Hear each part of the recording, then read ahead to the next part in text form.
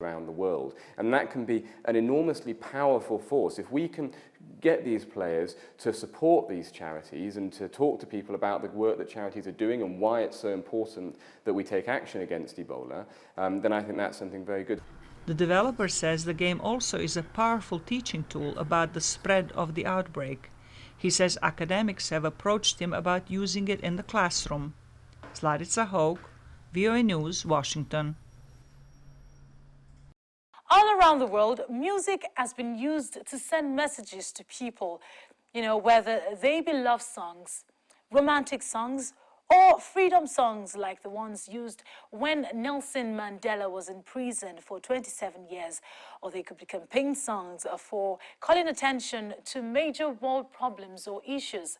Well, if you're a fan of musicians and well-known philanthropist Bob Geldof, you are in luck.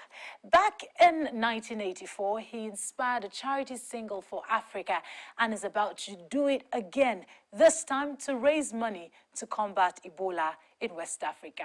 Stay with us. What are we doing about Sierra Leone? A country just beginning to breathe. And because they're poor, they die.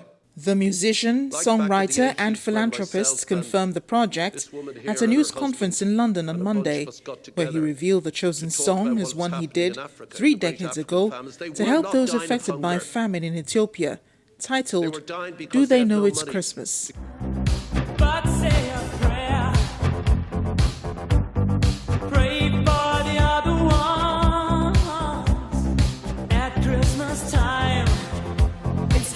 He said the song will be re-recorded with words of the original version, which he co-wrote with Midge Ure.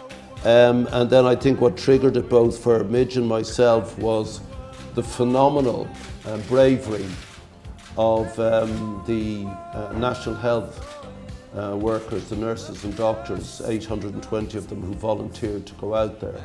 And it certainly gave me pause for thought. I don't like doing this stuff. He's on tour the whole time. I was in Exeter last night. It's quite boring doing it and organising it. It's quite embarrassing calling people you don't know and other artists.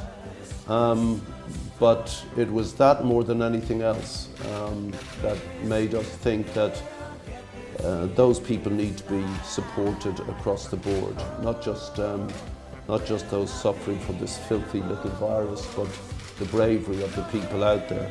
Performing the song with him is boy band One Direction and singers Ed Sheeran and Sam Smith. Geldof said he decided to do the project after the United Nations had contacted him, saying help is urgently needed to prevent Ebola from spreading beyond West Africa.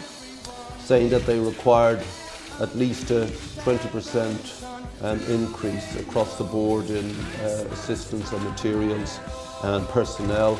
They can't put a number on it, but they're very concerned that the situation in West Africa will either spiral beyond those borders sometime around the beginning or mid-December, or it will be contained. Geldof said he was moved by the plight of people affected by this particular disease because it rendered humans incapable of touching each other for fear of spreading the virus. They were dying because they had no money to get food, because the state had no systems, because it had no money. They are not dying of this filthy little virus in West Africa. They are dying because, unlike in Madrid and Texas, they do not have the doctors, the nurses, the Medicare. The original song, which raised £8 million, featured some of the era's biggest acts, including U2's Bono, George Michael, and David Bowie. It has been re-recorded twice in 1989 and in 2004. Geldof said the response to the song in 1984 had been overwhelming, with thousands of people queuing to buy the song in the lead-up to Christmas. It would be good if the same happened again. Don't download it. Don't just look at YouTube. We're trying to curtail all that activity. Pay for everything. It's a quid. It's a couple of quid. And once again, we lead the world in this. That's a very good thing to do. It's a great thing to do at Christmas. And the response we've had from the artists has been phenomenal. And as Bob says, it will... I think we have to wait until Saturday when we go to the studio at Sarn in Notting Hill and start putting the vocals together. We'll have to wait until then to see who turns up. Very similar to how it was 30 years ago when Bob and I stood outside Sarn Studios on our own in front of you guys, petrified that we were going to be the only artists on the record. But what an excellent record that would have been. He hopes the new single will gain similar traction, although he urged people to buy the song instead of illegally downloading or watching the single online.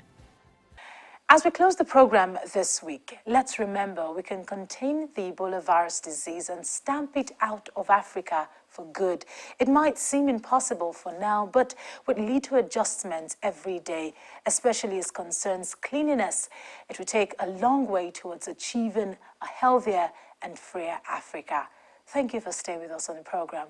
I'm Victoria Ido. Thank you for watching. A time comes in the life of every race when people are driven by echoes of the past to chart a course for an exalted future. Africa is a blessed threshold, as major actors in the Africa arena plot a renaissance towards common destiny. Let's pedal across the streams of yesterday, from the backstreets of Africa to the defining roles of policymakers, the political realities of the African nation, balance of power, and a strive to sustain national interest and identity. Join us on Network Africa on Channels Television. Network Africa, the rallying point for the emergence of a new Africa.